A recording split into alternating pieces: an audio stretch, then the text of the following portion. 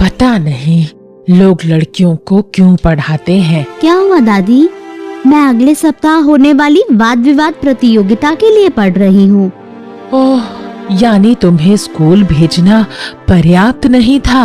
अब हम लड़कियों को पलटकर जवाब देना भी सिखा रहे हैं। इससे तो हमारा समय कहीं बेहतर था। लड़कियों की जल्दी शादी कर दी जाती थी और वे खाना पकाना, साफ सफाई जैसे काम संभालती थी।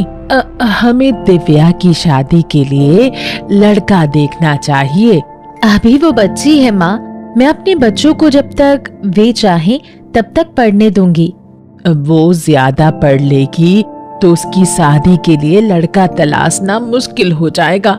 नहीं माँ, यदि दिव्या पढ़ लेगी तो वो खुद कोई व्यवसाय या पेशा चुन लेगी। वो डॉक्टर या टीचर या जो चाहे बन सकती है माँ। आपको पता है, आज भी कई देशों में महिलाएं राष्ट्रपति और प्रधानमंत्री हैं। और फिर धीरे धीरे हमारा समाज भी बदल रहा है और इन दिनों लोग चाहते हैं कि उनके पढ़े लिखे जीवन साथी हों। दिव्या, मैं कर लूंगी, तुम जाओ और पढ़ाई करो। अपनी दादी की बातों पर बुरा मत मानना, वो अपनी पढ़ाई पूरी नहीं कर पाई और थोड़े पुराने विचारों की हैं, लेकिन वो तुमसे बहुत प्यार करती हैं।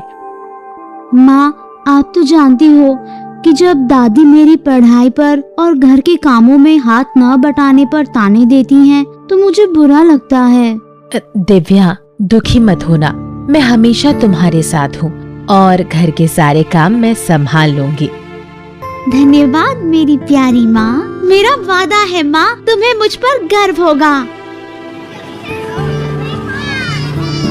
तुम्हें पता है आर्यन, मुझे कई बार ऐसा लगता है कि मानो लड़कियों का जन्म केवल संघर्ष करने और घर का काम करने के लिए ही होता है। ऐसा क्यों कह रही हो दिव्या?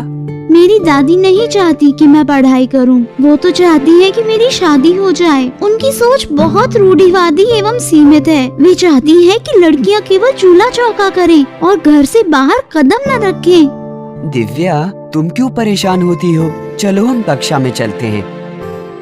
दिव्या, हमारा कानून भी लड़कियों को 18 वर्ष से कम उम्र में शादी करने की अनुमति नहीं देता। यही तो मेरी माँ भी कहती हैं। वे हमेशा मुझे पढ़ाई करने और प्रतियोगिताओं में भाग लेने के लिए प्रोत्साहित करती हैं। तुम प्रतिभाशाली छात्रा हो और तुम्हें इस वाद विवाद प्रतियोगिता में जरूर भाग लेना चाहिए। हमारे समाज में लड़कियों को उच्च शिक्षा के लिए नहीं जाने देने की परंपरा रही है, लेकिन तुम भाग्यशाली हो कि तुम्हारी माँ तुम्हें इतना सहयोग करती हैं और तुम्हें पढ़ने के लिए प्रोत्साहित करती हैं। धन्यवाद आर्यन। हेलो दिव्या, कैसा लग रहा है? कल जो तुमने मुझे प्रेरित किया उसके लिए धन्यवाद। सचमुच तुम्हारी बातों का फायदा हुआ और मैं शांत मन से तैयारी कर पाई। ये सुनकर मुझे अच्छा लगा। प्रतियोगिता के लिए ऑल द बेस्ट। धन्यवाद आर्यन।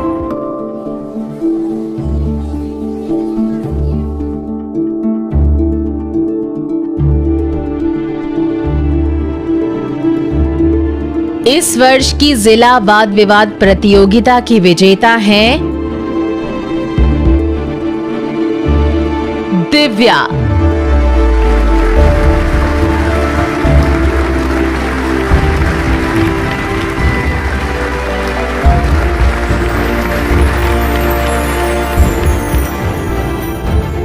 अच्छी शिक्षा होने के कारण दिव्या इतनी जागरूक और आत्मविश्वास से भरपूर होकर बोली, दिव्या, हम तुम्हें 3 साल के लिए स्कॉलरशिप और पुरस्कार के रूप में लैपटॉप देंगे।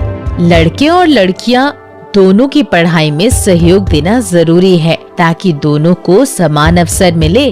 हमारे साथ इस समारोह में शामिल होने के लिए धन्यवाद। बधाई हो दिव्या। धन्यवाद दादी।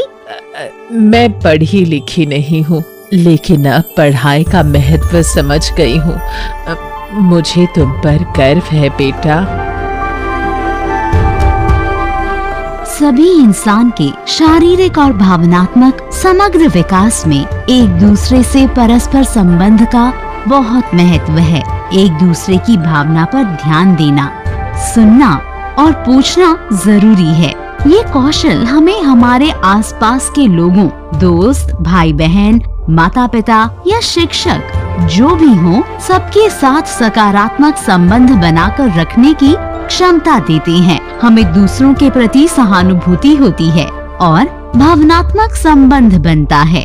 इसके बाद हम उनकी जरूरतों को लेकर अधिक संवेदनशील होते हैं और इससे हमारे बीच अटूट संबंध बनता है।